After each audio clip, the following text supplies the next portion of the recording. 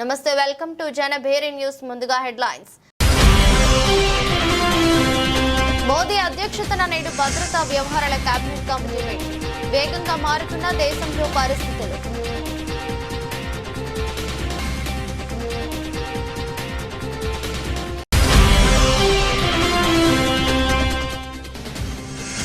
సింహాచలం ఘటనపై ప్రధాని దిగ్భ్రాంతి. బాధిత కుటుంబాలకు ఎక్స్గ్రేషియా ప్రకటన.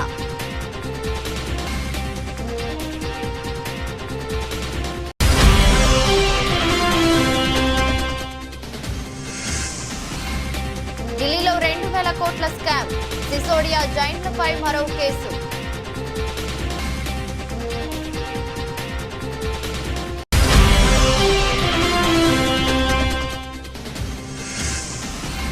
సింహాచలం మృతులకు 25 లక్షల పరిహారం ప్రకటించిన ముఖ్యమంత్రి చంద్రబాబు.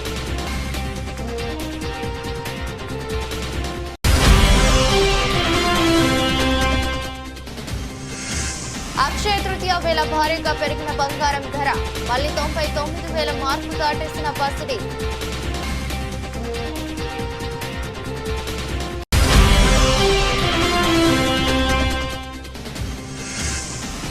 ఉప్పల్ స్టేడియంలోని స్టాండ్ పేరు వివాదం. అజారుద్దీన్ కు హైకోర్టులో ఊరట.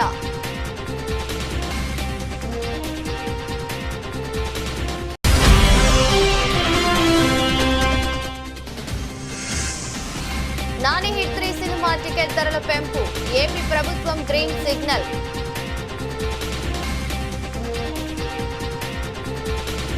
పహల్గామ్ ఉగ్రదాడి నేపథ్యంలో దేశంలో పరిస్థితులు వేగంగా మారుతున్నాయి. ముఖ్యంగా దేశ భద్రతపై ప్రధానమంత్రి నరేంద్ర మోదీ గత కొన్ని రోజులుగా వరుస భేటీలు నిర్వహిస్తున్నారు. రక్షణ మంత్రి రాజ్నాథ్ సింగ్, జాతీయ భద్రతా సలహాదారు అజిత్ దోవాల్, హోంమంత్రి అమిత్ షాతో వరుసగా సమావేశాలవుతున్నారు. ఈ నేపథ్యంలో పహల్గామ్ దాడి తదనంతర పరిణామాల నేపథ్యంలో భద్రతా వ్యవహారాల కేబినెట్ కమిటీ నేడు ప్రత్యేకంగా సమావేశం కానున్నది. ఈ భేటీకి ప్రధాని మోదీ అధ్యక్షతన వహించనున్నారు. ఉగ్రదాడి ఘటన తర్వాత సిసిఎస్ భేటీ కావటం ఇది రెండోసారి. ఘటన జరిగిన వెంటనే ఈ కమిటీ ఒకసారి భేటీ అయిన విషయం తెలిసిందే. ఆ భేటీలో పలు కీలక నిర్ణయాలు తీసుకున్నారు.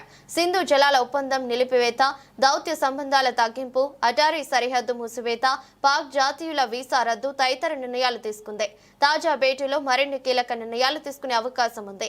సిసిఏ భేటీ తర్వాత ప్రధాని మోదీ అధ్యక్షతన రాజకీయ వ్యవహారాల కేబినెట్ కమిటీ కూడా సమావేశం కానుంది. ఈ కమిటీలో కేంద్ర మంత్రులు రాజ్నాథ్ సింగ్, అమిత్ షా, నితిన్ గడ్కరీ, జేపీ నడ్డా, నిర్మలా సీతారామన్ సహా పలువురు సీనియర్ మంత్రులు ఉన్నారు. ఏపీ విశాఖ జిల్లా సింహాద్రి అప్పన్న స్వామి చందనోత్సవంలో అపశృతి చోటు చేసుకున్న విషయం తెలిసిందే. స్వామివారి నిజ రూపాన్ని దర్శించుకునేందుకు వచ్చిన భక్తులపై గోడ కూలడంతో 8 మంది మృతి చెందారు. మరికొందరు తీవ్రంగా గాయపడ్డారు. ఈ ఘటనపై ప్రధానమంత్రి నరేంద్ర మోదీ దిగ్భ్రాంతి వ్యక్తం చేశారు. క్షతగాత్రులు త్వరగా కోలుకోవాలని ఆకాంక్షించారు. ఈ సందర్భంగా బాధిత కుటుంబాలకు ప్రధానమంత్రి జాతీయ సహాయ నిధి నుంచి ఎక్స్గ్రేషియా ప్రకటించారు. మృతుల కుటుంబాలకు 2 లక్షల చొప్పున, గాయపడిన వారికి 50,000 చొప్పున అందజేయనున్నట్లు వెల్లడించారు. అక్షయ తృతీయ సందర్భంగా సింహాచలం వరాహ నరసింహస్వామి భక్తులకు నిజరూప దర్శనం ఇవ్వనున్నారు. ఈ సందర్భంగా స్వామివారి దర్శనం కోసం పెద్ద సంఖ్యలో తరలివచ్చారు. వేకువజామున 1 గంటకు స్వామివారిని సుప్రభాత సేవతో మేల్కొల్పారు. అనంతరం ఆ తర్వాత స్వామివారి దేహంపై ఉన్న చందనాన్ని వెండి బొరిగలతో అత్యంత సున్నితంగా వేరు చేసి నిజరూపంలోకి వచ్చిన స్వామికి విశేష అభిషేకాలు జరిపారు. స్వామి నిజరూపాన్ని దర్శించుకునేందుకు తరలివచ్చిన రాత్రి భక్తులు అక్కడే బస చేశారు. బుధవారం వేకువజామున 2:30 ప్రాంతంలో నిద్రిస్తున్న భక్తులపై గోడ కూలింది. ఈ ఘటనలో 8 మంది మృతి చెందారు. ఢిల్లీ లిక్కర్ స్కామ్ కేసులో ఆరోపణలు ఎదుర్కొంటున్న ఆమ్ ఆద్మీ పార్టీ నేతలు, మాజీ మంత్రులు మనీష్ సిసోడియా, సత్యేందర్ జైన్ల మెడకు మరో అవినీతి కేసు చుట్టుకుంది. ఢిల్లీ వ్యాప్తంగా ఆప్ ప్రభుత్వ హయాంలో చేపట్టిన పాఠశాలలు, క్లాస్ రూమ్ల నిర్వహణలో భారీ కుంభకోణం జరిగిందని అవినీతి నిరోధక శాఖ ఆరోపించింది. ఆప్ హయాంలో మొత్తంగా 12,000 స్కూళ్లు, క్లాస్ రూమ్ నిర్మాణం చేపట్టగా అందులో 2,000 కోట్ల అవినీతి జరిగిందని తేల్చింది. దీనిపై నాటి ఉప ముఖ్యమంత్రి, ఆప్ సీనియర్ నేత మనీష్ సిసోడియా, మాజీ మంత్రి సత్యేంద్ర జైన్లపై కేసు నమోదు చేసింది. ఏసీబీ ఆరోపిస్తున్న ప్రకారం ఆప్ ప్రభుత్వంలో మనీష్ సిసోడియా ఉప ముఖ్యమంత్రిగా వ్యవహరించడంతో పాటు విద్యాశాఖ బాధ్యతలు కూడా నిర్వర్తించారు. సత్యేందర్ జైన్ పీడబ్ల్యూడీ మంత్రిగా బాధ్యతలు నిర్వహించారు. ఆప్ హయాంలో మొత్తంగా 12,748 క్లాస్ రూమ్లు నిర్మించారు. చేశారు. ఈ పనులకు సంబంధించిన కాంట్రాక్టులు దక్కించుకున్న వారిలో ఎక్కువ మంది ఆమ్ ఆద్మీ పార్టీతో సంబంధం ఉన్న వారేనని ఏసీబీ ఆరోపించింది. నిర్మాణ పనులను సకాలంలో పూర్తి చేయలేదని, దాంతో కాంట్రాక్టు వ్యయం ఏకంగా 5 రెట్లు పెరిగిందని పేర్కొంది. ఈ నిర్మాణ పనుల్లో అక్రమాలు జరిగాయని సెంట్రల్ విజిలెన్స్ కమిషన్ కూడా నివేదిక ఇచ్చిందని, అయితే ఆ నివేదికను ఆప్ సర్కారు దాదాపు 3 ఏళ్ల పాటు తొక్కిపెట్టిందని ఆరోపించింది. క్లాస్ రూమ్ నిర్మాణ వ్యయం దాదాపు 5 రెట్లు పెరగడంపై బీజేపీ నేతల ఫిర్యాదుతో ఈ వివరాలు వెలుగులోకి వచ్చాయని సమాచారం. ఢిల్లీ ప్రభుత్వంలో కీలక శాఖలను నిర్వహించిన వీరిద్దరూ గత కొంతకాలంగా పలు ఆరోపణలపై చట్టపరమైన చర్యలను ఎదుర్కొంటున్నారు. ఢిల్లీ మద్యం పాలసీకి సంబంధించిన కేసులో సిసోడియా, మనీ లాండరింగ్ ఆరోపణలపై సత్యేందర్ జైన్లు జైలుకు వెళ్లి వచ్చారు. ప్రస్తుతం ఈ ఇద్దరు నేతలు బెయిల్పై బయట ఉన్నారు. ఈ పరిస్థితుల్లో వారిపై తాజా ఆరోపణలు, కేసు నమోదు కావటం ఆప్ వర్గాల్లో కలకలం రేపుతోంది.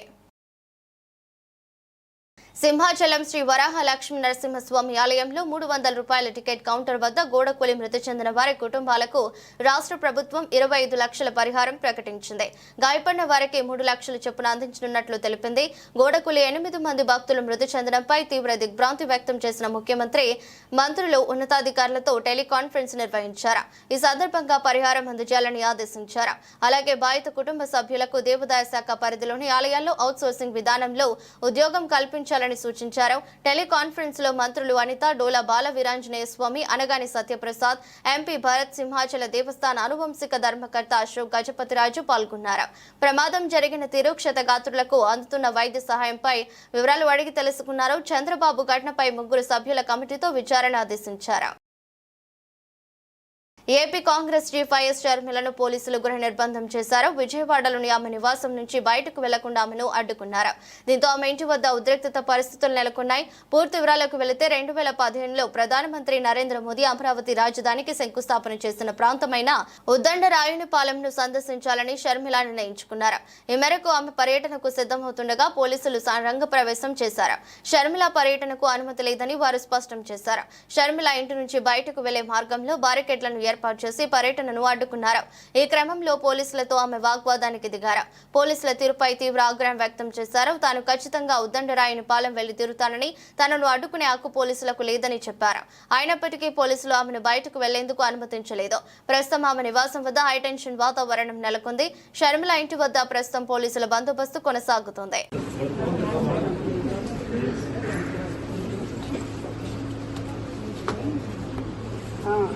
No. You are abusing me. You are abusing me.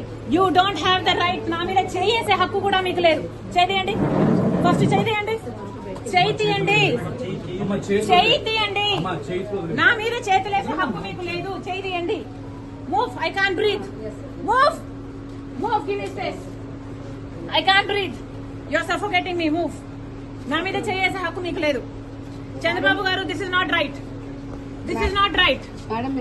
Andhra Pradesh లో ఒక మహిళ మీద, అది కూడా ఒక పార్టీ చీఫ్ మీద ఇంత అన్యాయం చేస్తున్నారంటే మీరు అసలు మేడం ఆఫీస్ కి వరకు వెళ్తాను మేడం. అక్కడి నుంచి లెట్ మీ గో. మీరు కోఆపరేట్ చేస్తారు. Okay, let me go to my office. మీరు ఆఫీస్ కి let me go to my office. Office కి ఓన్లీ ఆఫీస్ కి let me go to my office. Will you cooperate చేసి office కి వెళ్తాను. I have always cooperated with law and order. You will not find an instance where I did not. Okay, madam. Your office work అయితే move. Andhra Pradesh ఉప ముఖ్యమంత్రి పవన్ కళ్యాణ్ కుమారుడు mark Shankar ఇటీవల Singapore లో జరిగిన అగ్ని ప్రమాదంలో తీవ్రంగా గాయపడిన విషయం తెలిసిందే. పాఠశాలలో జరిగిన ఈ ప్రమాదంలో గాయపడిన మార్క్ సింగపూర్ లోని ఆసుపత్రిలో కొంతకాలం చికిత్స పొందిన తర్వాత హైదరాబాద్ కు తిరిగి వచ్చారు. అయితే అతని ఆరోగ్య పరిస్థితి ఇంకా పూర్తిగా మెరుగుపడలేదని పవన్ కళ్యాణ్ వెల్లడించారు.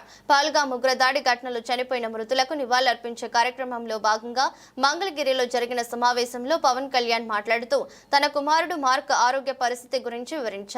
అగ్ని ప్రమాదంలో మార్క్ శంకర్ ఊపిరితిత్తుల్లోకి పొగ చేరడంతో బ్రాంకోస్కోపీ చేయించామని, ఆ తర్వాత హైదరాబాద్ తీసుకొచ్చామని చెప్పారు.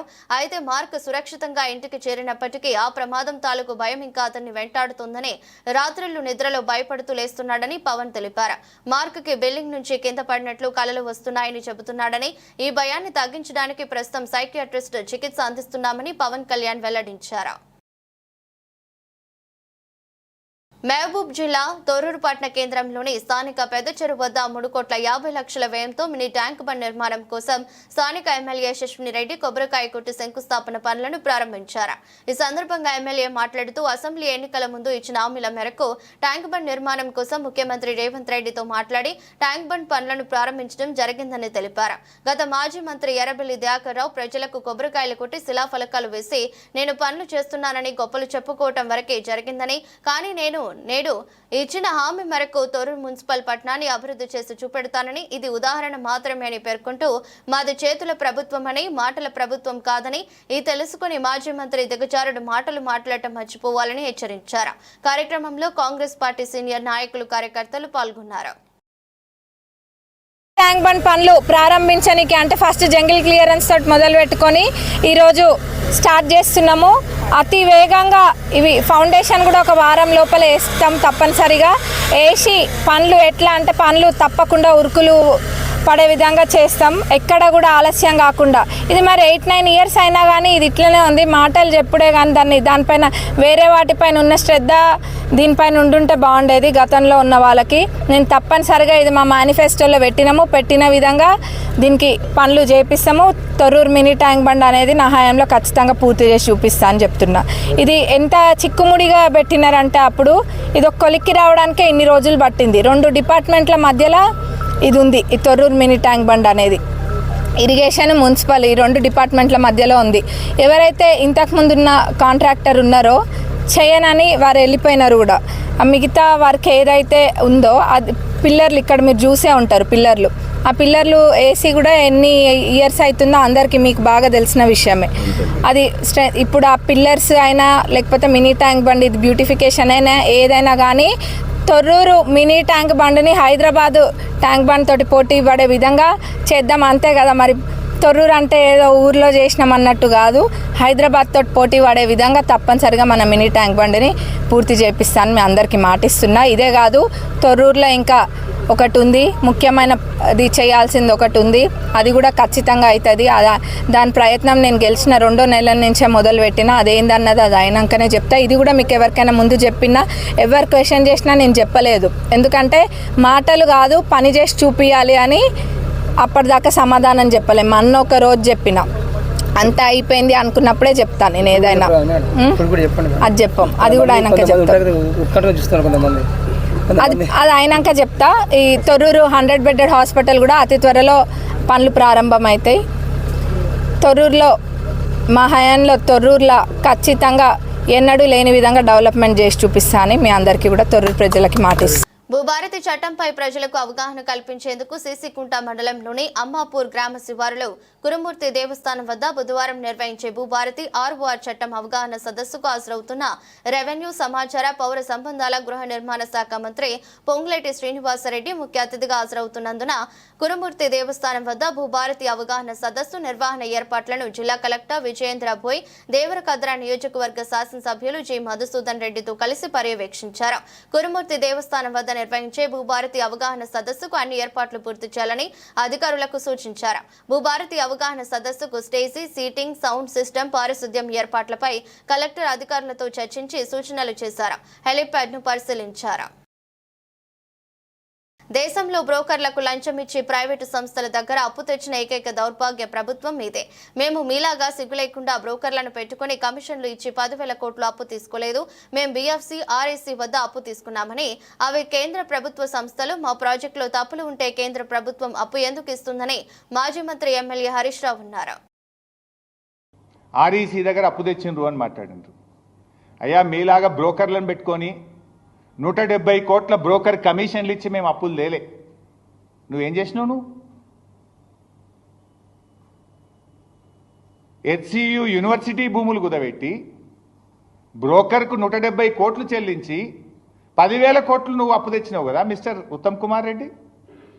పిఎఫ్సి, ఆర్ఈసీ ప్రైవేట్ కాదు, ఇవి కేంద్ర ప్రభుత్వ సంస్థలు. మేమేం మీలాగా బ్రోకర్ని పెట్టలే, బ్రోకర్ ఫీజులు ఇయ్యలే, లంచాలు ఇయ్యలే, ప్రైవేట్ వాళ్ళ దగ్గర మేము బాండ్లు రేస్ చేయలే. మేము తెచ్చింది కేంద్ర ప్రభుత్వం దగ్గరనే తెచ్చినాం. తప్పు ఉంటే కేంద్ర ప్రభుత్వం ఇస్తుందా? If our project is wrong, if DPR is not there, how central government will give us the loan? PFC ఆర్ఈసీఎం ప్రైవేట్ సంస్థలు కావు. నువ్వు 10,000 కోట్ల అప్పు తేవడానికి 170 కోట్ల లంచం ఇచ్చిన గవర్నమెంట్ ఈ కాంగ్రెస్ గవర్నమెంట్. సిగ్గు లేకుండా మీరు మాట్లాడుతున్నారు. తలకాయ ఏడబెట్టుకుంటారు మీరు. ఈ దేశంలో ఈ రాష్ట్ర చరిత్రలో అప్పు తేవడానికి లంచం ఇచ్చిన సర్కార్ రేవంత్ రెడ్డి సర్కార్, ఉత్తమ్ కుమార్ రెడ్డి సర్కార్. ఇంతకంటే నీతి బాహ్యమైనటువంటి, ఇంతకంటే దివాలకోర్ దిక్కుమాలిన చర్యలు ఉండవు. ఇంకా మా గురించి మాట్లాడతావు నువ్వు సిగ్గు లేకుండా. నువ్వు వాడినావు కనుక నేను వాడుతున్నా పదం, లేకపోతే నేను వాడేవాడిని కాదు. అమరావతిలో మే 2న తేదీన జరగనున్న పునఃప్రారంభ కార్యక్రమానికి విజయనున్న భారత ప్రధాని నరేంద్ర మోదీ సభను విజయవంతం చేద్దామని గుంటూరు పశ్చిమ నియోజకవర్గ ఎమ్మెల్యే గల్లా మాధవి పిలుపునిచ్చారు. మంగళవారం గుంటూరు జిల్లా టీడీపీ కార్యాలయంలో ఎమ్మెల్యే గల్లా మాధవి అధ్యక్షతన నియోజకవర్గ విస్తృత స్థాయి సమావేశం జరిగింది. కార్యక్రమ ప్రధాన ఎజెండాగా గుంటూరు పశ్చిమ నియోజకవర్గంలో తెలుగుదేశం పార్టీ సంస్థాగత ఎన్నికల నిర్వహణ మరియు ప్రధానమంత్రి నరేంద్ర మోదీ అమరావతి పర్యటనకి జన సమీకరణ గురించి చర్చించారు.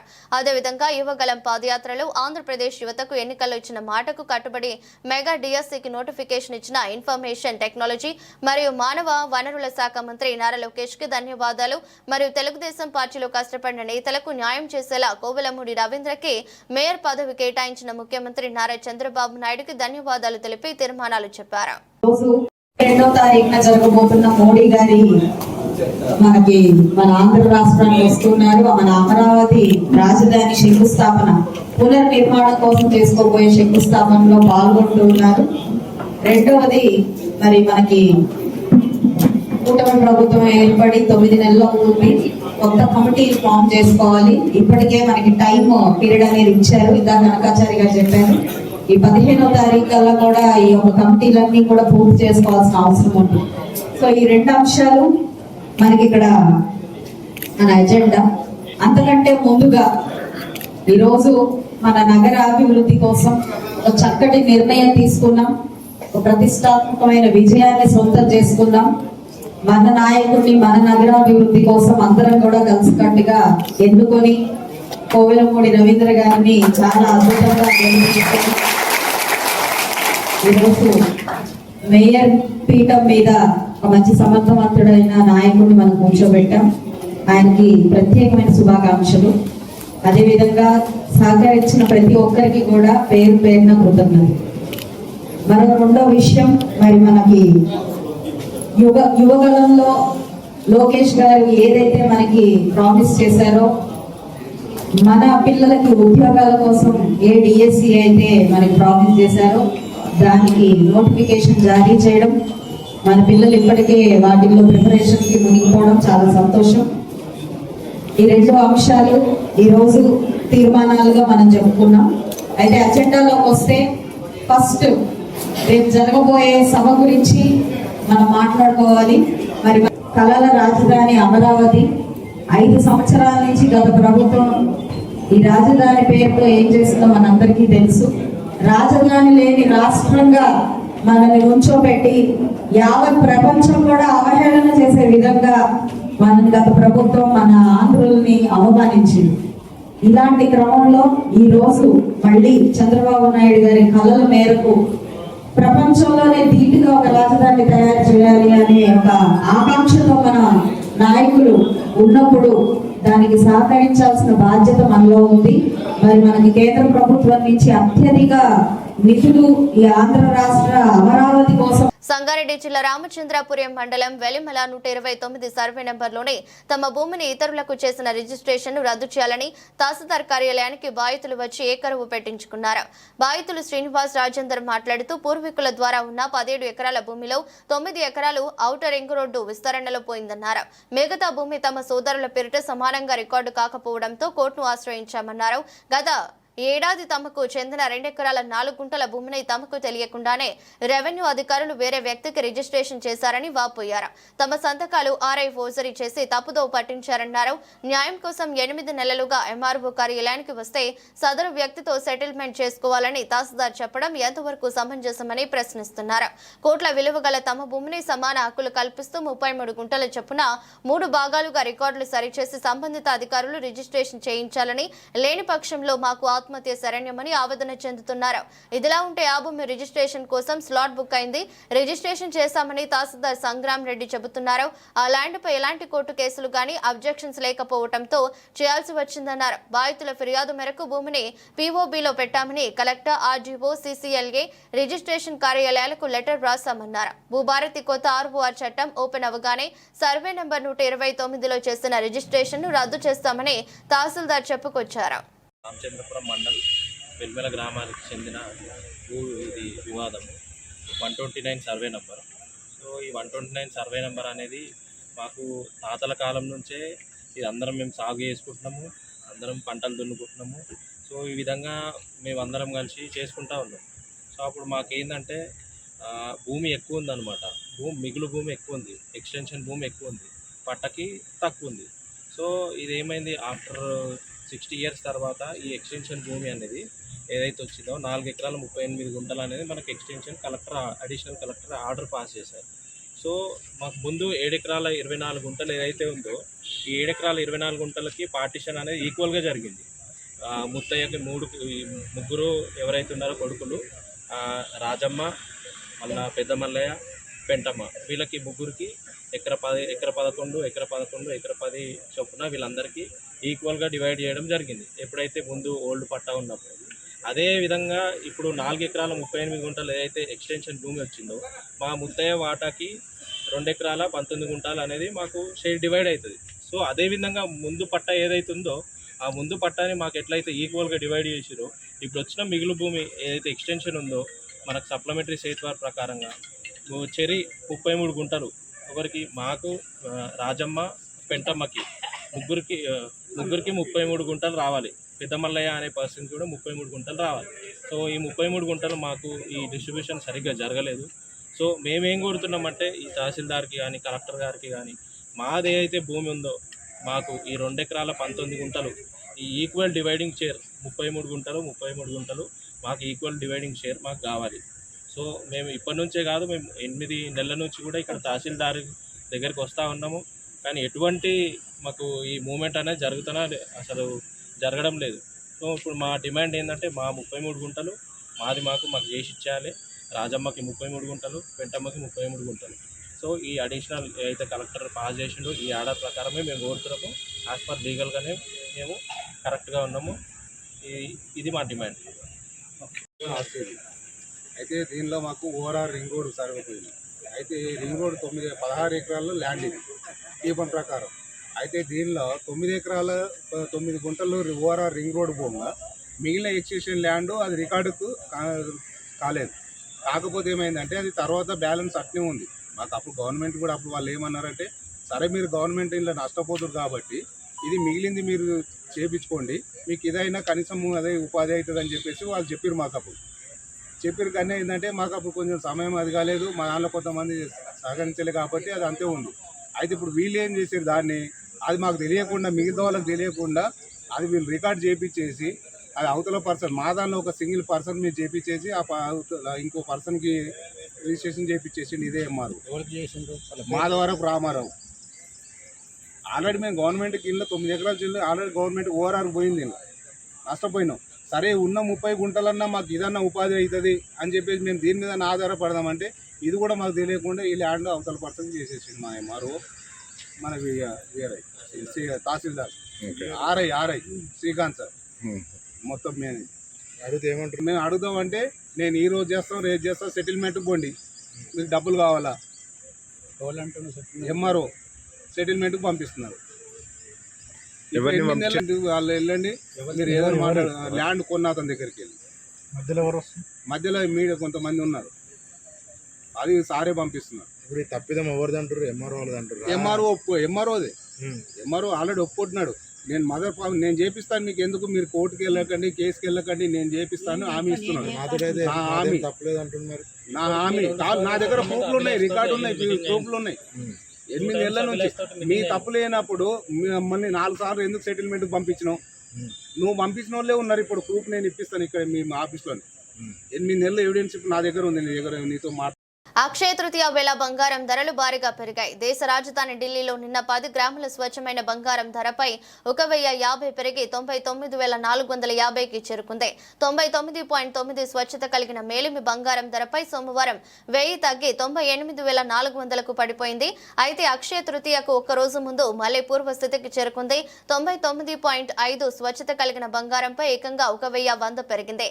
దీంతో 10 గ్రాముల ధర 99,000కు చేరుకుంది. అంతకుముందు ముగింపు సమయానికి ఈ ధర 97,900గా ఉంది. గతేడాది డిసెంబర్లో 10 గ్రాముల బంగారం ధర 78,950గా ఉండేది. ఈ ఏడాది ఇప్పటి వరకు 20,500 పెరిగింది. మరోవైపు వెండి ధర కూడా భారీగా పెరిగింది. మంగళవారం కిలోకు ఏకంగా 3,500 పెరిగి రికార్డు స్థాయిలో 1,02,000కు ఎగబాకింది. అంతకుముందు సెషన్లో ఈ ధర 98,500 వద్ద ముగిసింది. మార్చి 19న వెండి ధర కిలోకు ₹1,000 పెరిగి ఆల్ టైమ్ హైని 1,03,500కు చేరుకుని రికార్డు సృష్టించింది. అక్షయ తృతీయకు ముందు పసిడి ధరలు పెరగడం సాధారణమేనని మార్కెట్ నిపుణులు చెబుతున్నారు. భారత మాజీ cricket captain, Hyderabad cricket association మాజీ అధ్యక్షుడు మహమ్మద్ అజారుద్దీన్ కు తెలంగాణ హైకోర్టులో ఊరట లభించింది. ఉప్పల్లోని రాజీవ్ గాంధీ అంతర్జాతీయ స్టేడియంలోని నార్త్ స్టాండ్ కు ఆయన పేరును తొలగించాలన్న నిర్ణయంపై న్యాయస్థానం స్టే విధించింది. తదుపరి ఆదేశాల వెలువరించే వరకు ఎలాంటి చర్యలు తీసుకోవద్దని హెచ్సీఏను హైకోర్టు ఆదేశించింది. గత వారం HCA Abdul justice Eshwaraiah north stand కు ఉన్న అజారుద్దీన్ పేరును తొలగించాలని ఆదేశాలు జారీ చేసిన సంగతి తెలిసిందే. ఈ నిర్ణయాన్ని సవాల్ చేస్తూ అజారుద్దీన్ హైకోర్టును ఆశ్రయించారు. తాను సుమారు 2 దశాబ్దాల పాటు భారత క్రికెట్ జట్టుకు ప్రాతినిధ్యం వహించానని, అందులో దాదాపు 10 ఏళ్లు కెప్టెన్ గా జట్టును నడిపించానని తన పిటిషన్లో పేర్కొన్నారు. క్రికెట్ కు తాను చేసిన సేవలను పరిగణలోకి తీసుకోవాలని, అబుడ్స్మన్ ఉత్తర్వులపై స్టే విధించాలని న్యాయస్థానాన్ని అభ్యర్థించారు. అజారుద్దీన్ దాఖలు చేసిన పిటిషన్ పై ఈరోజు విచారణ చేపట్ట ఉన్నత న్యాయస్థానం ఆయన వాదనలతో ఏకీభవించింది. తదుపరి ఆదేశాలు వెలువరించే వరకు నార్త్ స్టాండ్ నుంచి ఆయన పేరును తొలగించడానికి వీల్లేదని స్పష్టం చేసింది. ఈ మేరకు హైదరాబాద్ క్రికెట్ అసోసియేషన్ కు మధ్యంతర ఉత్తర్వులు జారీ చేసింది. దీంతో ప్రస్తుతానికి నార్త్ స్టాండ్ కు అజారుద్దీన్ పేరు యథాతథంగా కొనసాగనుంది. నేచురల్ స్టార్ నాని, శ్రీనిధి శెట్టి జంటగా నటించిన యాక్షన్ థ్రిల్లర్ చిత్రం హిట్ 3 హిట్ సిరీస్ లో భాగంగా వస్తున్న 3వ చిత్రానికి శైలేష్ కోలను దర్శకత్వం వహించారు. ఈ సినిమా రేపు అనగా మే 1న ప్రేక్షకుల ముందుకు వస్తుంది. అయితే ఈ మూవీకి ఏపీ ప్రభుత్వం గుడ్ న్యూస్ చెప్పింది. టికెట్ ధర పెంపునకు గ్రీన్ సిగ్నల్ ఇచ్చింది. ఈ మేరకు తాజాగా ఉత్తర్వులు జారీ చేసింది. సింగిల్ స్క్రీన్ థియేటర్లలో టికెట్ పై ₹50, మల్టీప్లెక్స్ లో ₹75 పెంచుకునేందుకు అనుమతి ఇచ్చింది. ఈ పెరిగిన ధరలు వారం రోజుల పాటు అమల్లో ఉంటాయని ఉత్తర్వుల్లో పేర్కొంది. ఇక ఈ చిత్రాన్ని wall poster cinema unanimous production banner పై ప్రశాంతి తిప్పినేని నిర్మించారు. మికీ జే మేయర్ సంగీతం అందిస్తున్నారు. ఇటీవలే సెన్సార్ పూర్తి చేసుకున్న హిట్ 3 కు సెన్సార్ బోర్డు ఏ సర్టిఫికేట్ జారీ చేసింది. 2.37 గంటల రన్ టైమ్ తో సినిమా ప్రేక్షకుల ముందుకు రానుంది.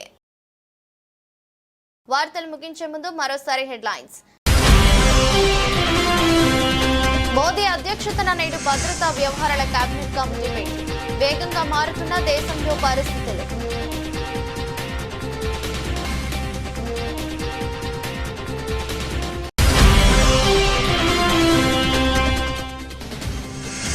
సింహాచలం ఘటనపై ప్రధాని దిగ్భ్రాంతి. బాధిత కుటుంబాలకు ఎక్స్గ్రేషియా ప్రకటన.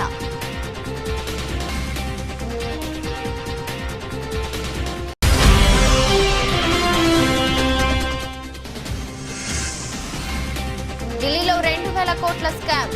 సిసోడియా, జైన్లపై మరో కేసు.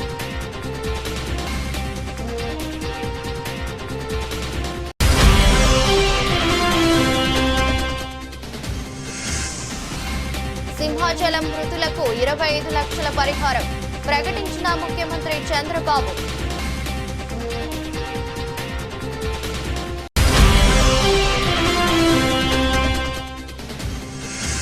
అక్షయ తృతీయ వేళ భారీగా పెరిగిన బంగారం ధర మళ్లీ 99,000 మార్కు దాటేసిన పసిడి.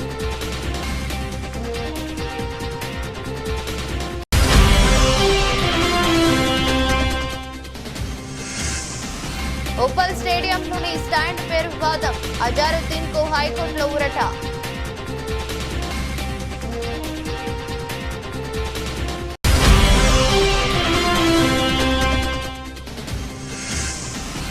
నాని హిట్ 3 సినిమా టికెట్ ధరల పెంపు. ఏపీ ప్రభుత్వం గ్రీన్ సిగ్నల్.